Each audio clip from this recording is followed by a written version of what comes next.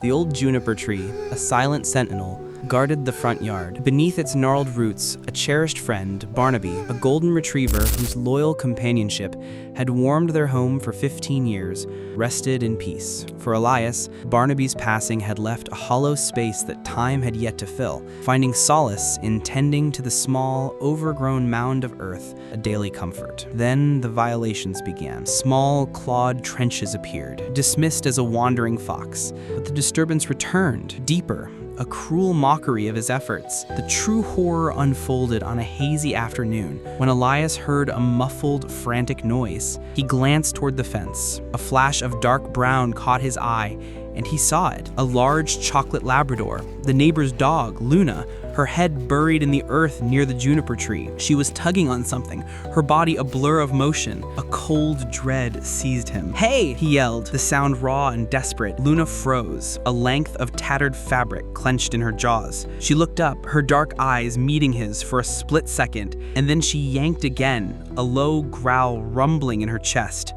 Elias sprinted toward the fence, his heart hammering.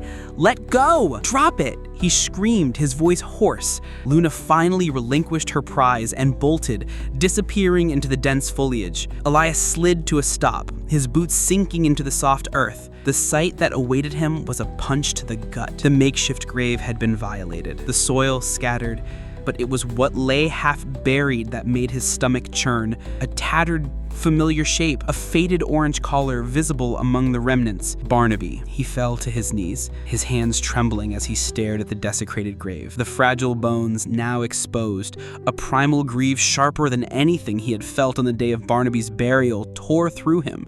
He tried to gently gather the scattered remains, his own breath catching in his throat. It was a futile effort. The dog he had loved was now just a collection of fragile memories and sorrow. He pushed the soil back over the remains, a sheet of metal serving as a temporary, inadequate shield. When he finally stumbled back into the house, his wife, Sarah, took one look at his ashen face and the silent tears streaming down his cheeks, and the flowers dropped from her hand. He recounted the horrifying discovery in a choked whisper. Sarah's face grew pale, her eyes welling with tears. "Oh, Elias, that's awful," she whispered, pulling him into a tight embrace. "We're having dinner with the Averys tonight. You can tell them what their dog did." Elias nodded, the suggestion feeling like a lifeline. He wanted to confront them, to scream, to demand an apology for the unimaginable violation. But as he stood under the scalding spray of the shower, the anger began to dissipate, replaced by a weary, familiar resignation. He thought of the many times he had tried to talk to their neighbor, Martin Avery,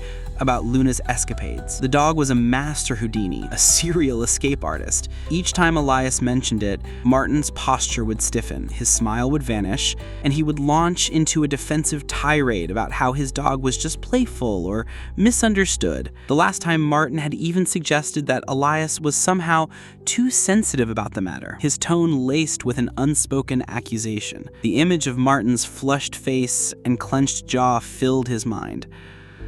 He had tried to be a good neighbor, to be reasonable, but every conversation felt less like a discussion and more like an attack. He realized with a sickening clarity that bringing up this latest, most painful incident would not lead to understanding. It would not bring him peace. It would only make him, in Martin's eyes, the bad guy, the one who was overreacting, the one who made a big deal out of a silly dog. The thought made his stomach clench. He turned off the water, the silence of the bathroom a stark contrast to the storm in his mind. He dried off and walked to the bedroom, where Sarah was getting dressed. "I'm not going to tell them," Elias said, his voice flat. She paused, her hand on the zipper of her dress. "What? Why not? They have to know, Elias.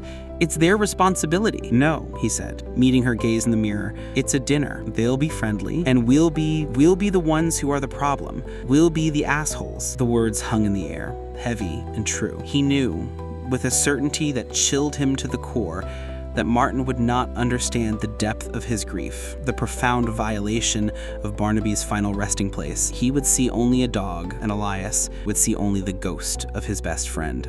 A quiet understanding passed between them. They would go to dinner, smile, and talk about the weather and their jobs. They would pretend that nothing had happened. They would let the anger and sorrow fester in the dark, unspoken corners of their own home.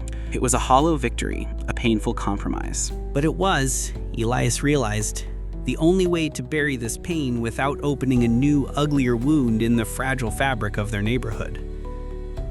The grave of his best friend was now a shared secret, a monument to a grief that no one else would ever truly understand.